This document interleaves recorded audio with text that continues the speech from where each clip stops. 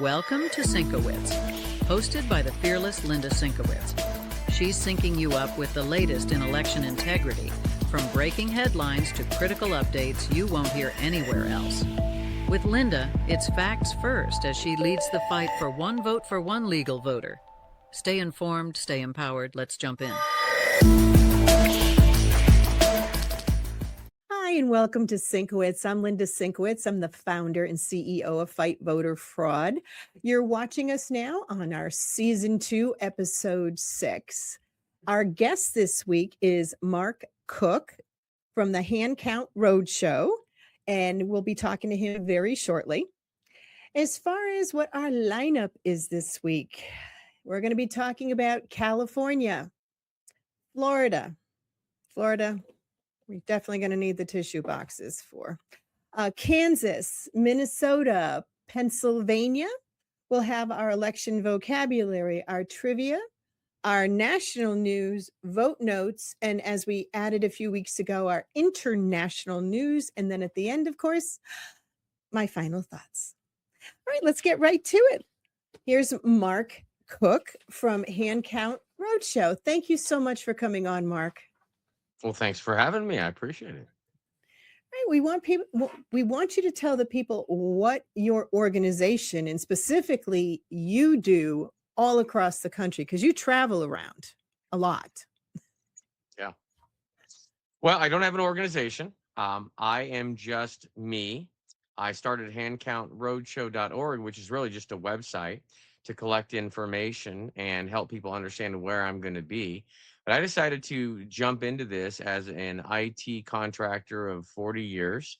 I started programming when I was 10 years old. I started bulletin board system and ran one of the largest bulletin board systems back in the CompuServe and Prodigy days in the entire country when I was a 12-year-old child.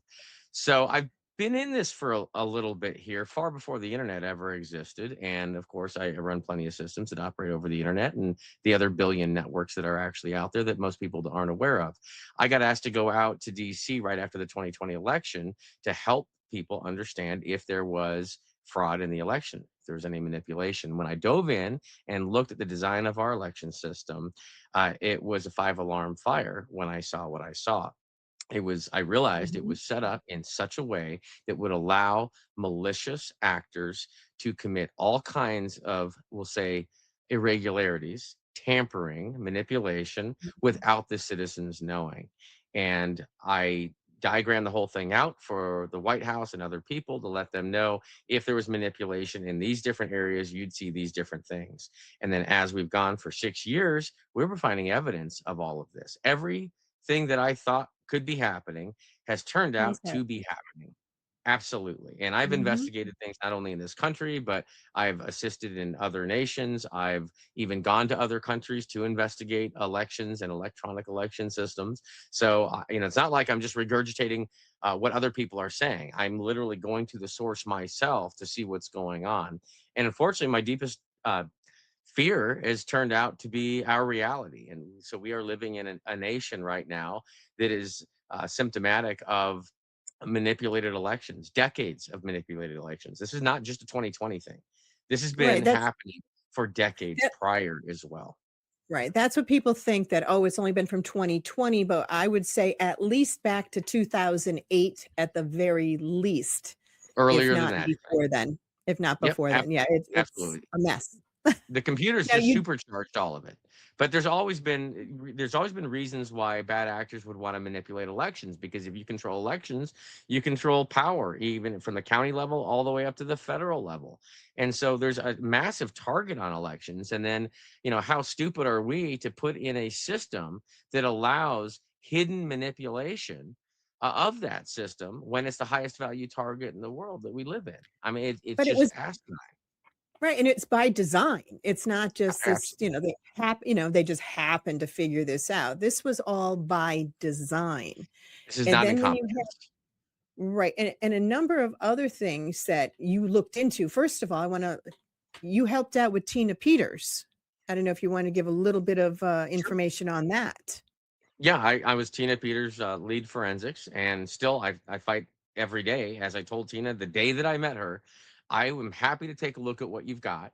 And if there's something there, I'm going to shout the truth from a mountaintop right by your side, no matter who doesn't want the truth out. Because I knew at that point when I met Tina, it was in early 2021 at the first Mike Lindell symposium is when I met her.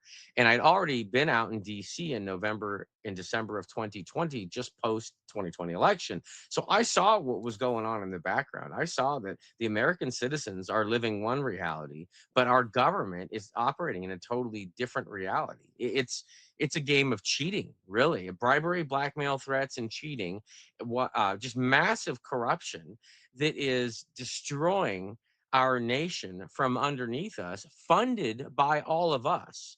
And the Yeah. citizens didn't know what was actually going on. So when I met Tina, I told her I'd take a look at it. I got a call a few months later from her attorneys, and they asked me if I'd be on the forensic team. So I dove in and looked at those images, and she took images of a voting system. Oh my gosh, she backed up election records.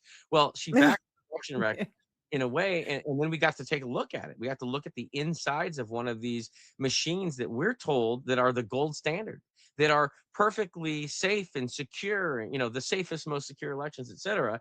And I looked at it, and what I found out is the Secretary of State of Colorado and the voting system vendor, Dominion Voting Systems, actually went in there and they deleted records off of the voting system, or at least they tried to. Now, if Tina not taken the backups prior, they would have gotten away with deleting all of this stuff, all the log files, the extra little databases they had hidden there, the back doors inside the voting system, all of that. We wouldn't have seen it had Tina not taken the steps to back it up. So that's why they've persecuted her, is to punish her for daring to look in the systems and daring to expose their deep, dark secret. And that's what they don't want, is any clerks looking inside the system. So they've punished Tina so much to get clerks to be too afraid to look because they don't want to be Tina Petered. And that is what a phrase, I don't want to be Tina Petered, has been uttered to me by multiple clerks as I've traveled this nation. They know there's a problem, but they're too afraid to say anything about it because they don't want to be thrown in prison. That's where we are in the United States of America right now. Right. And now we're looking at Georgia, where people are finally coming out and saying the stuff that they had seen. And we know there was tons of manipulation and all the stuff that we knew, meaning you and I knew, because we've been Mhm. involved in this, prior Yeah. to 2020, is now coming out. I mean, even fight voter fraud. We kind of stepped away from all the stuff that we knew because eventually we knew we'd have an opportunity to have the information come out. And thank God we have President Trump. I Yeah. mean, if we didn't, I'm telling you, we probably wouldn't even have a country right now with what If has gone on. Absolutely. If it wasn't for President Trump and Patrick Byrne, Mike Lindell, Mhm. we wouldn't be where we're at right now. Thank God for all of them. And not everyone's made all the perfect right moves either. None of us thought we'd be fighting election fraud, at some point in our lives. We never thought that our elections and our nation would be stolen right out from under us. So it's not like there's not an instruction manual how to fight this. So we're all just doing our best in how to fight it. And there is a lot of misinformation out there that was Mhm. purposely planted by the people that have been manipulating elections to throw us all off. And we have a bunch of citizens, I mean, hundreds of millions of people that just don't know the truth, even still, because the bad actors that have done this to us and have been doing this to us took over our media, and they've been using the media to lie to all of us for decades. And Oh, so this is the absolutely. period of awakening. This is when everyone's got to realize where we're at, and we're going to expose all the bad actors. And even those that were caught up in the lie, that believed the lie because the lie was very good, we can't hold them, necessarily accountable for being victims of a lie. We have to have a lot of forgiveness in our hearts. We've got to accept where we're at, and we've got to figure out how to move past this and reclaim our nation. And it's so easy. We just, if as long as the citizens run their elections and we move voter rolls back to the counties, so our county clerks are sole custodians of those records, and we register in person and we vote in person, we can solve all this. It's so easy to fix this problem. Right. And one of the things that you actually promote, again, is the hand count. You want to give the Nope. the public an idea about that? Yeah, it's an absolute no-brainer. It's amazing. So, scope of elections. I hope everyone's got their pen and paper because this is it's going to be pretty intense to go through how elections work. But I'll try to do it very as quickly as I can.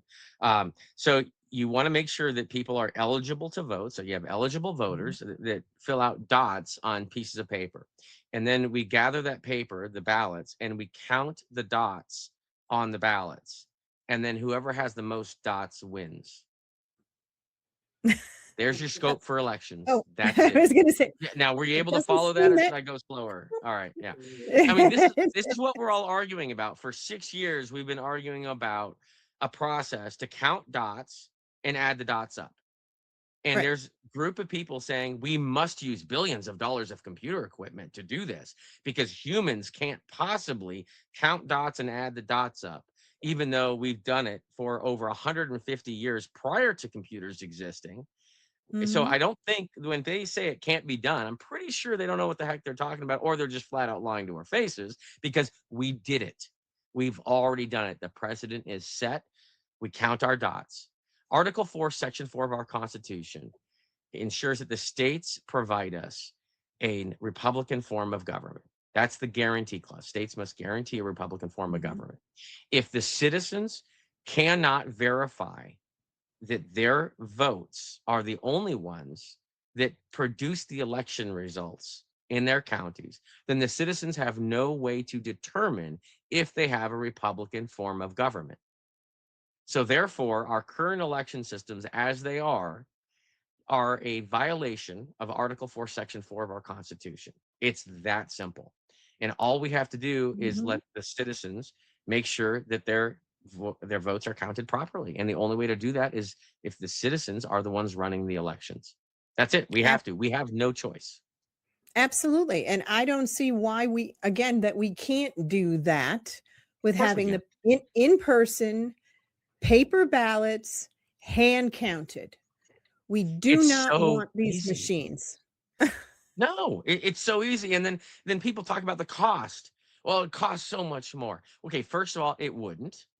Yeah. Second, because it doesn't count, it doesn't cost money to count dots on a piece of paper, right? Oh, they say, oh, we got to pay all these people. Okay, great. Well, if people want to volunteer, they can volunteer. We used to Mhm. volunteer, Right. and of course they've changed the laws to make it impossible that you must pay people that work elections, and they did that to drive the cost of hand counts up. Of course, that was all by design. Mhm. But okay, even if we're paying people to do it, we're taking their tax money in the first place. Okay, so we're taking their money in the first place. We got two options. We can take their money and we can give it to these billionaire voting system vendors where we just erode the money right out of the county, right out of the taxpayers' hands, Mhm. or we're taking the money anyway from the taxpayers. How about we put it right back in their hands? Think of it as a tax refund. It doesn't cost to run an election, a hand count election. What a hand count election is actually a tax refund to the very citizens you took it from in the first place. And where are those citizens going to spend that money that they're paid to count their own ballots that came out of their pocket in the first place? They're going to spend it Right. in their county, and they're going to And it spend en it 10 times over, and it right? ensures that it's transparent. It's Of the course. people there because again, the counting needs to be done in front of and publicly in front Yeah. of Yeah. people Vote in secret, without count in public. without tables with tablecloths. They should ban those tablecloths because, the under the table things. Mhm. But just keeping it transparent. And again, it doesn't, as you just said, it's not that complicated. In fact, it's extremely simple. And the fact that all the stuff even we're doing to ensure the voter rolls are getting cleaned, the problem is when it comes to the voting day and those machines, we don't know what's going to go on. Oh, yes, we do. No. Cheating. Yeah. Cheating will go on. Manipulation will go on. So it'll continue on. So we really need as many people to start speaking up that we need in person paper ballots and hand counting. Now, Yeah, you and again, you in-person brought voter up, registration too, because yes. we got to fix these voter. I mean, of all people, how disastrous the voter rolls are, and the reason they're Oh, yeah. disastrous is because we got two systems. We got voter registration and we've got voting, and the voting went electronic, and we have no control of it, and no one knows what's going on behind the scenes. Then we have the same problem though with our registration. We used to have a paper-based registration system that happened at the county. You had to physically show up to register to vote. So you couldn't get fake phantom entries in the system. But then they Mm-hmm. moved it to electronic and we have the same problem again. We have an uncontrolled registration system as a result. And the answer to fix that is the same as it is for voting. We vote on paper and we count the paper. When we register to vote, the way do we fix our registration is we register on paper in person, Mm-hmm. just like we Yes. vote on paper in person. We And solved show your all these ID. problems. And You show show your your ID. ID. It's so Like I simple said, to fix this. And the problem is there are people that are benefiting from the system being broken like it is. They are able to absolutely. manipulate it and they benefit from it. And those are the people that don't want it fixed. Right. That's You've it. They're got so many criminals. people with the dark money that's going into all of this stuff. I mean, just look at Minnesota. All the stuff we're finding out about Minnesota. You think it's only Minnesota that was getting kickbacks on, voter registration and the votes? It's We all need to rigged. look at every single state, especially the blue states. Those are the I, ones we hmm? need to do a hard look at, I'm going to say including, the red states also, because they shave well, votes off the red states in order to affect the vote just the same, because no one oh, yeah, ever that's expects true. the manipulation in the red states. Right. And I'll tell you, I've traveled county by county all over this nation, almost all 50 states. There is corruption everywhere. And I've seen massive corruption in red states because no one expects it. I'm in a red state right now where I'm told, most of the Republicans are actually Democrats, but they realize that the state, everyone assumes, the citizens assume the state is red. So even the Democrats all run as Republicans because there's no way they can get elected otherwise. They've rigged Wow. it. They've gamed the entire system, and that's how these people operate. Parties mean nothing. They literally are just an avenue to take control of everything from the county all the way up. And we are the victims of these games that are being played upon us. And the way the citizens stop all this is we reclaim control of our elections. It's that simple. Elections belong to the people. They do not belong to the government. They do not belong to politicians. They do not belong to the media. Elections belong to us. This country, this nation belongs to us. Those people in government are our servants. They serve us. They are our employees. So they are not in a position to tell us anything. We are the ones that tell them, and they follow what we say, period. That's how this country works. But most people have forgotten that. Most people don't Right. realize that. Well, Mark, you want to let people know where you're going to be next so they can find you across the country? I sure. And it changes day by day, but if you go to handcountroadshow.org, right on that main page, just a little bit down, you'll see a map of the United States, from the east side essentially, and that's basically says what state I'll be in and about when I'll be in those states.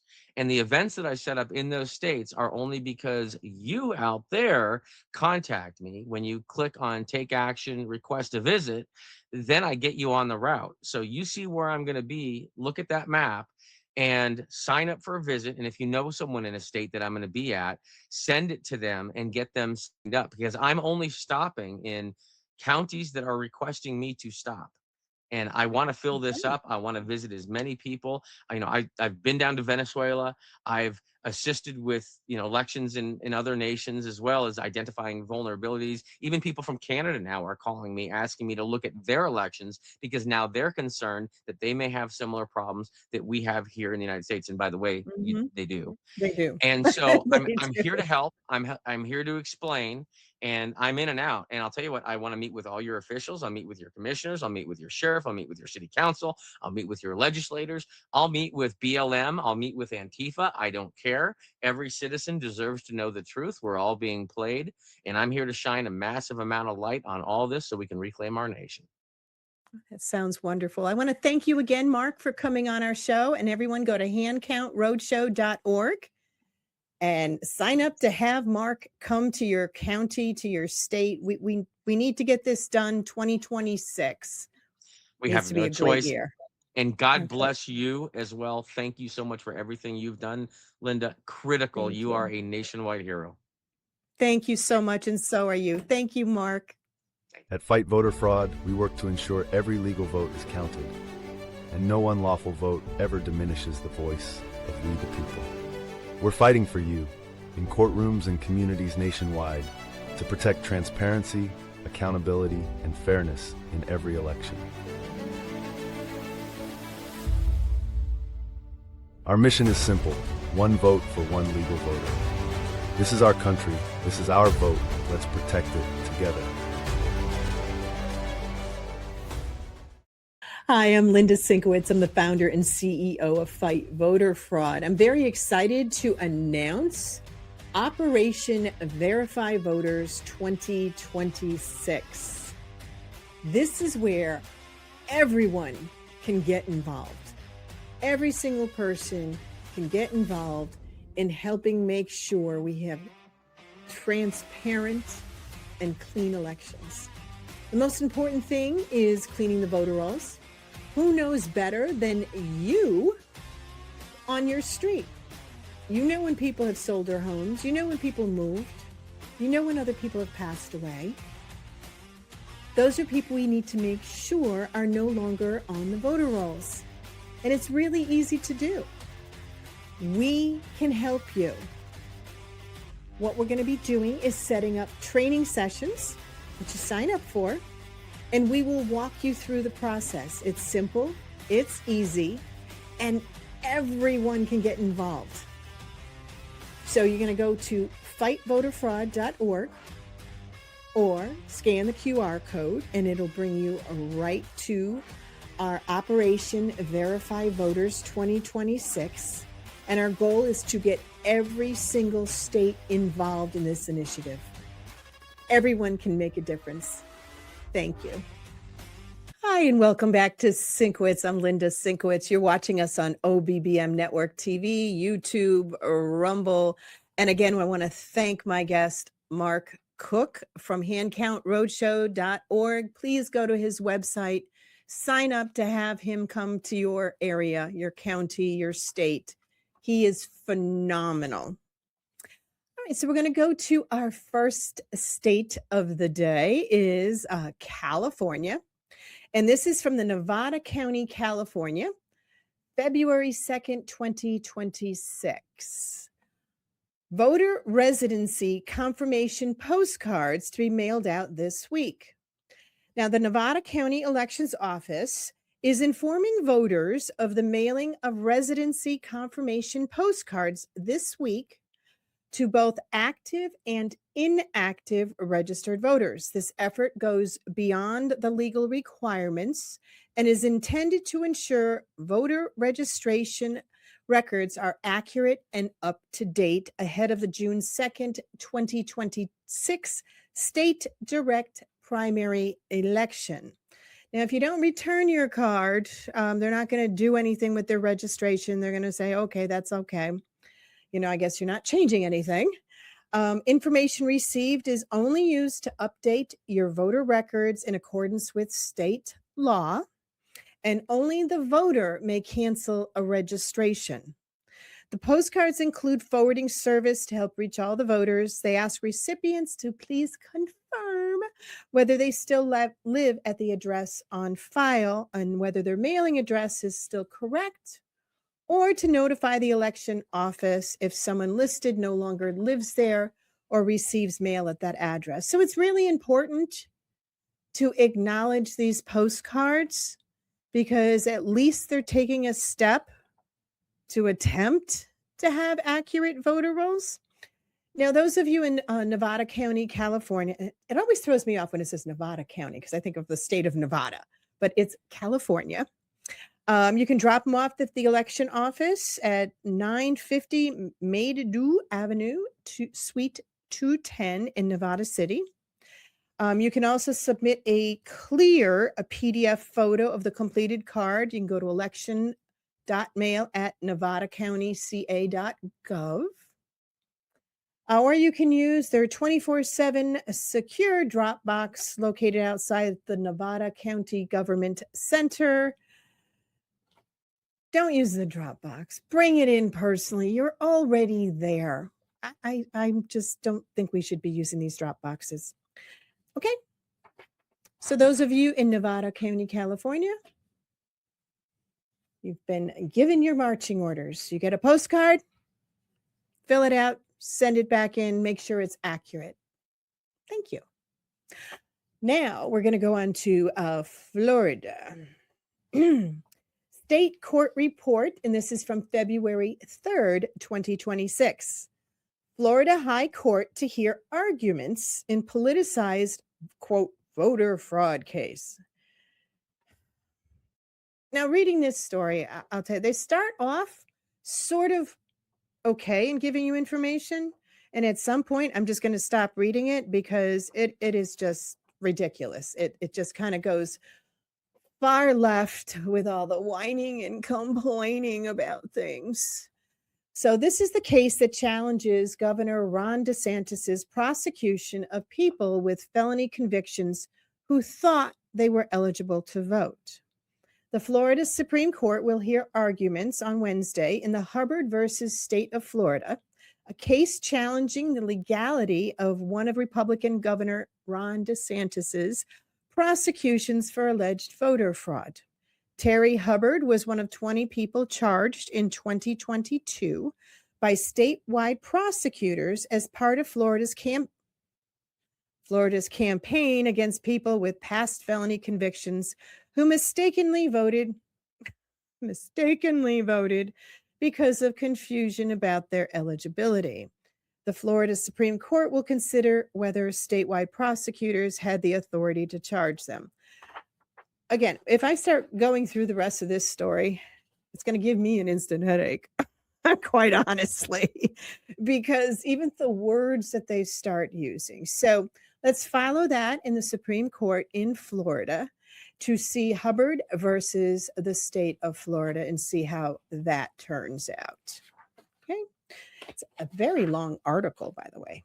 Now we're going to go into Kansas. So we needed these for Florida. We don't need them for Kansas. Okay, at least I don't think so. This is from the Kansas Reflector on February 2nd, 2026. Kansas bill eliminates mail-in ballots if court strikes down signature verification law. This is from Topeka. I like saying that, Topeka. So Topeka, Kansas. A Senate bill endorsed by the Kansas Secretary of State's office would end advanced voting by mail if a court strikes down the state law requiring officials to verify a voter's signature. The prospect of such a ruling is playing out in Shawnee County District Court, where voting rights groups are arguing the signature verification process is unequally applied from one county to another, leading to the disenfranchisement of lawful qualified voters. Really? Okay.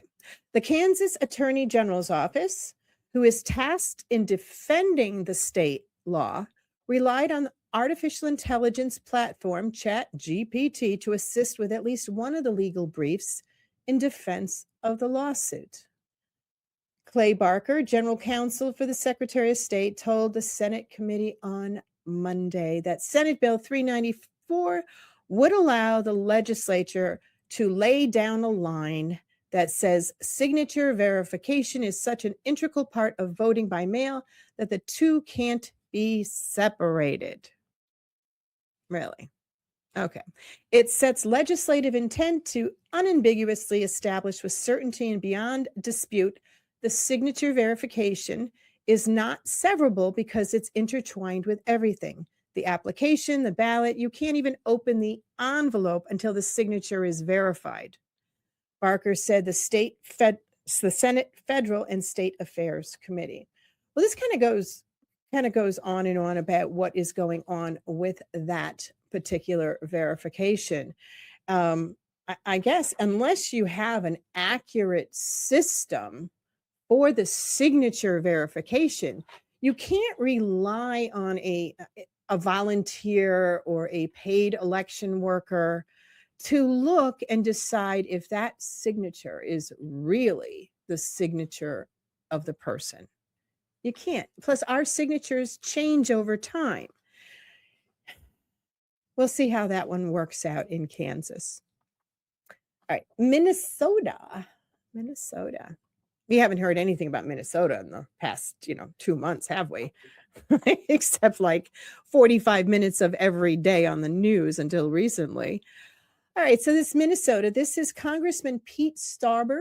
He is from the 8th District, and this is from February 3rd. This is his press release. Stauber introduces Minnesota Voter Integrity Act to protect states' elections. Go to his website. Read the press release.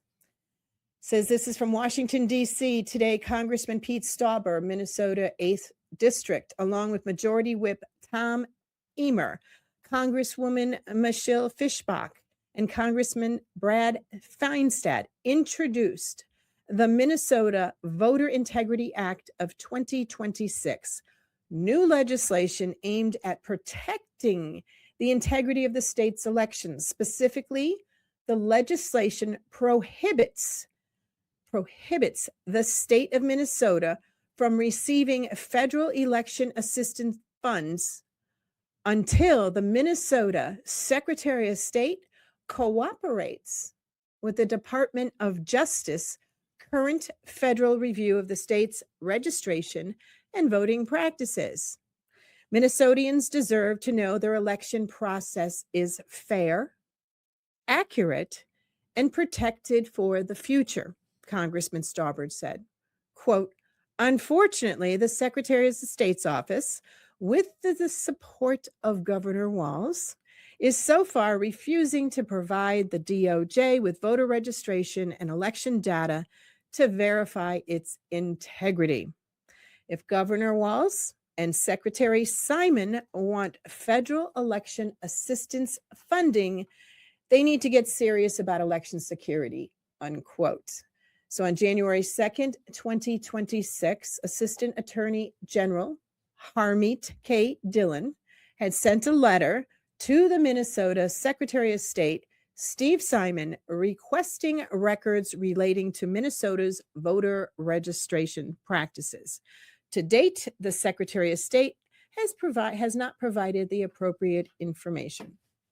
They're one of the 23 states that had to be sued, or are being sued, by the Department of Justice for not handing over the voter rolls. Really? Just give it so we can clean the voter rolls. We can know where the issues are. There are issues everywhere. And don't even think to yourself that, oh, my town or my county is fine. It's not. All right, Pennsylvania. This is our next state. This is from Penn Watch. This is from February 2nd, 2026.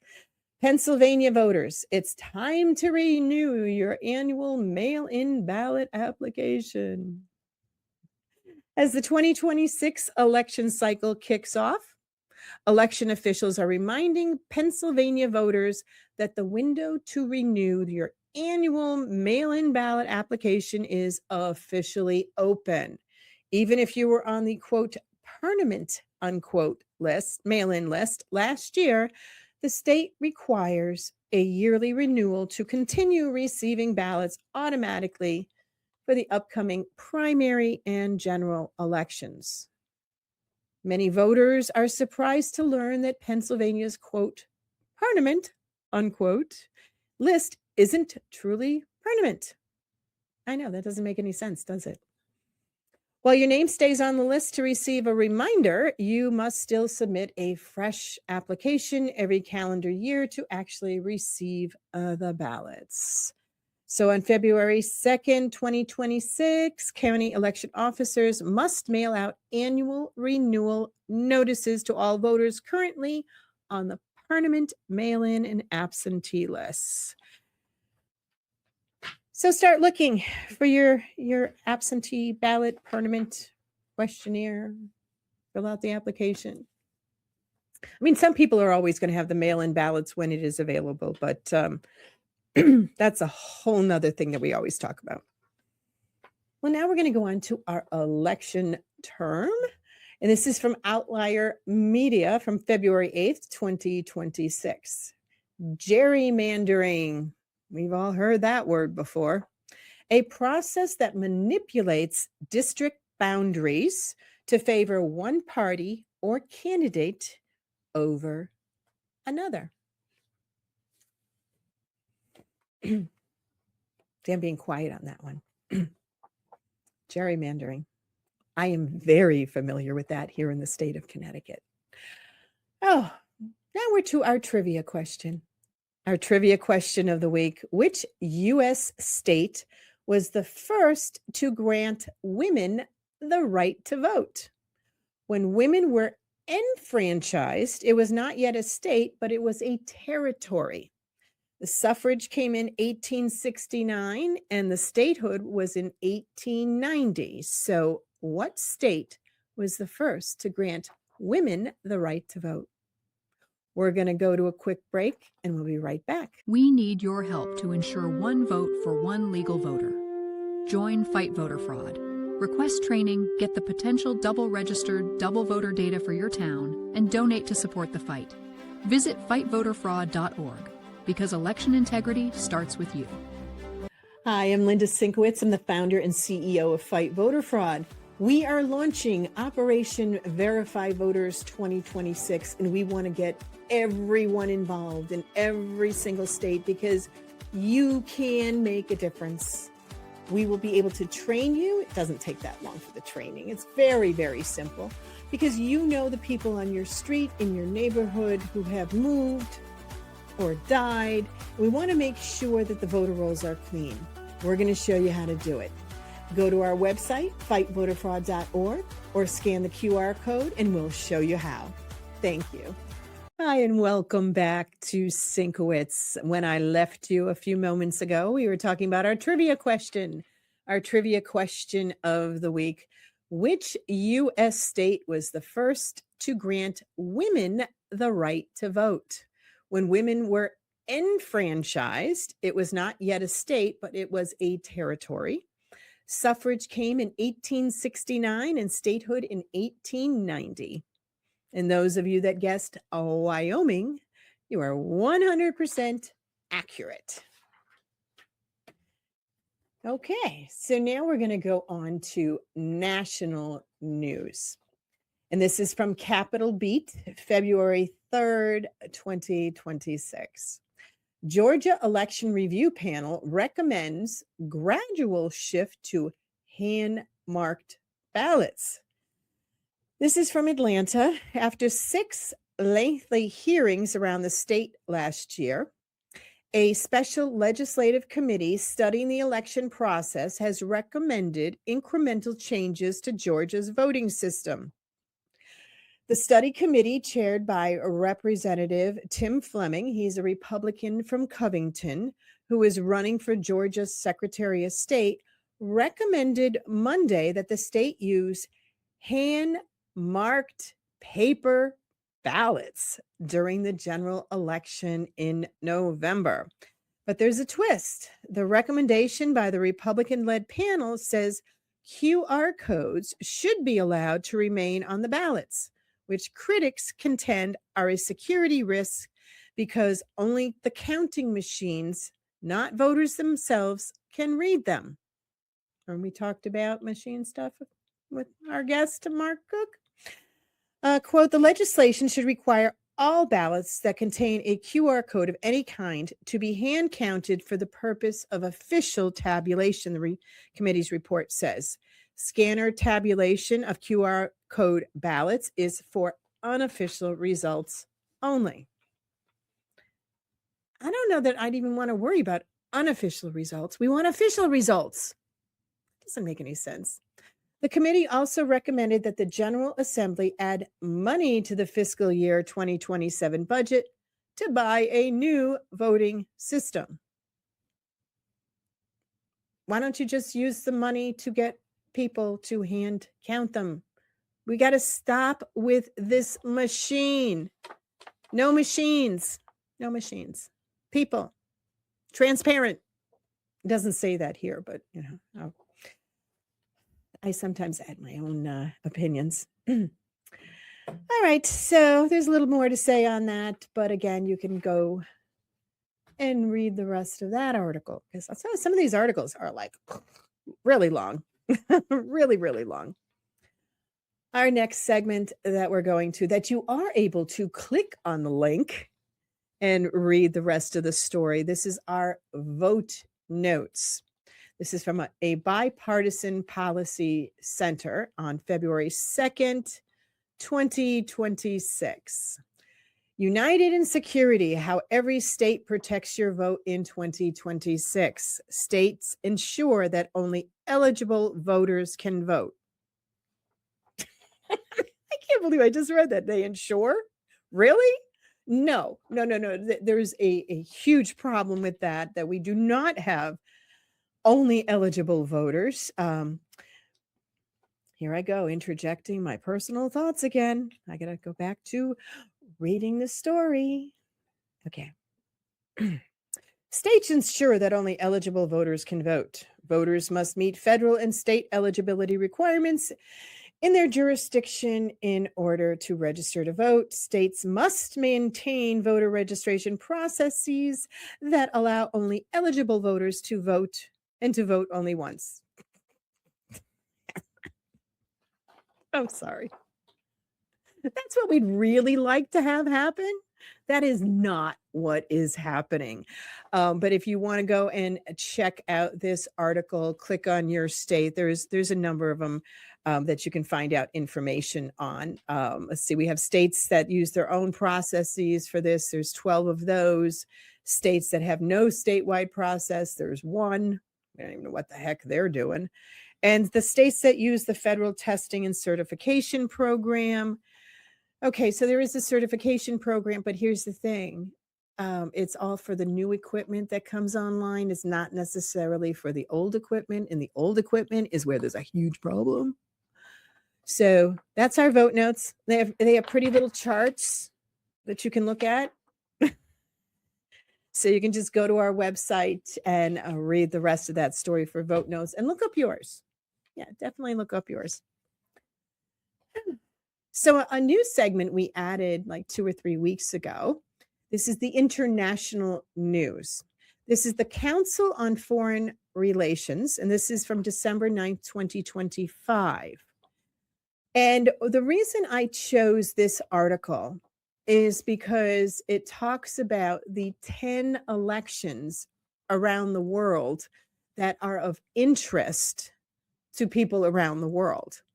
So I chose the one that's Colombia's presidential election, which is going to be held on May 31st. Colombia's presidential election will test whether the recent rightward shift in politics in Latin America will continue. Incumbent President Gustavo Petro, a former leftist guerrilla, is barred from running for re-election. His presidency has been marred by corruption scandals, a faltering effort to implement the terms of the historic 2016 agreement to end Colombia's half-century-long civil war with the Marxist revolutionary FARC, F-A-R-C, and growing political tensions with the United States. Frustrated by how Colombia's conservative majority Senate and the Colombian courts blocked much of the domestic legislation, Pedro has called for convening a national constituent assembly to rewrite the country's constitution. Pedro's declining popularity has come amidst rising political violence. Opposition Senator Miguel Uribe Torbe, widely expected to run for president in 2026, was shot while giving a speech in June and died 2 months later. I guess that's how they eliminate any opposition, unfortunately. Meanwhile, FARC, dissidents, and other guerrilla groups and criminal gangs have battled with government security forces. Petro's historic PACT party nominated Senator Ivan Cepeda as its candidate. His main opponents will most likely be Sergio Fajardo, a centrist running for the third consecutive time, and right-wing outsider, Abelardo de la Espriella, a lawyer campaigning on anti-corruption and family values. Wow. If no candidate receives a majority of the vote on May 31st election, the two leading candidates will face off against each other in a runoff election. Recent polls suggest a close race with Cepeda and Farado, each with 24% support. Wow. Guerrilla, Marxist, all these. Oh, it is definitely crazy, the stuff that has been going on around the country. So now we have come to Tim, my assistant here, his favorite part of the show, which is final thoughts. Because as always, he never knows what I'm going to say. And quite honestly, sometimes I don't even know what I'm going to say. So, the most important election this year is going to be in November 2026, the midterm elections. We need every single eligible, notice I said eligible, U.S. citizen voter to get out and vote this November. It's almost as important, if not more important, than the 2024 election. We need to keep moving forward in our country to clean the voter rolls, get rid of the fraud, get rid of all this horrible stuff and all the illegals. Notice I use the word illegal. I was speaking on the phone with someone very near and dear to my heart this morning, and she unfortunately used the word undocumented. And I said, Mom, I told you, please stop listening to the leftist news media. And she said, I know, but sometimes I like to listen to the weather on those channels. And I told her, it's not undocumented. It's illegal. You step foot in this country and you don't do it the proper way, you are illegal. Okay? So, not undocumented. It again is just so important that we get people out to vote. With Election Day coming up in November, make sure you do a little bit of research on the candidates. Candidates now are, if they haven't declared already, are starting to declare that they're going to be running.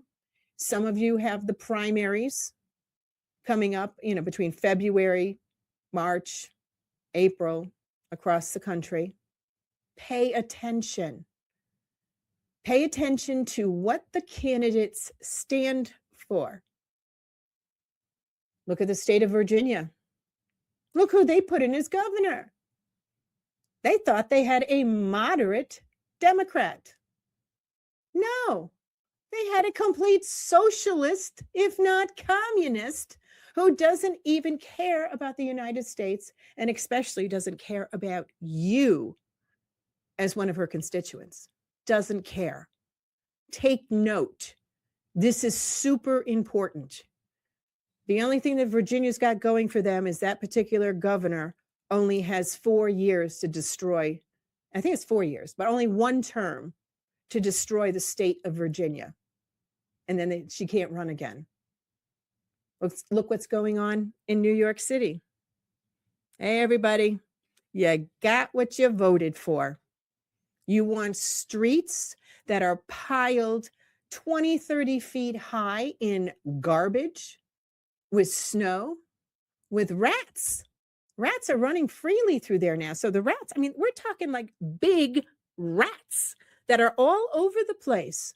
The garbage, the stench. But you know what? That's what you voted for in New York City. You voted for the communist. You voted for the socialist. And if those of you that are watching say, well, I didn't vote for him. I didn't vote at all. You are just as responsible as someone who voted for him. If you don't vote, you don't have a right to complain. If you don't vote, you know what that's a reflection of? The hundreds of thousands of people throughout the years who have fought and died for our country, for the right to be able to have one vote for one legal voter, to be represented by who we wanted to be represented by. So all of you that don't vote, you should feel guilty. You don't have a right to complain about anything at all. Your taxes get doubled, tripled. Connecticut, your registration, did you know for your registration, it actually costs $120, but with all the extra fees that are added on, it's $250, and you're paying for stuff you don't even want to pay for. So you need to make sure you get out and vote. And we're going to be calling on everyone to not just get out and vote yourself, but to bring someone with you. You'll be hearing more about our buddy system that we're going to be promoting in the near future. Right now, we have the Operation Verify Voters 2026. And especially those who I have hopefully feel guilty about not voting, sign up. And we will show you how you can make a difference. Start making a difference. Start putting your money where your mouth is. Take our class. It's only like 15 minutes. Tim does a fantastic job. We also do in-person training. I'll be doing one tonight.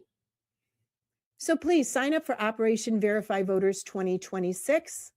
And for those of you who actually do participate and who are actually true patriots, keep doing what you're doing. We'll have your back. We will help you as much as we can. So once again, you just heard my final thoughts. I want to thank everyone for watching us on OBBM Network TV, Rumble, YouTube. Please like, share, sign up for our Operation Verify Voters 2026. Support us because we're a nonprofit. You know, we need the support. We will help everybody out, but we need some support. So thank you again for watching, and we'll see you next week.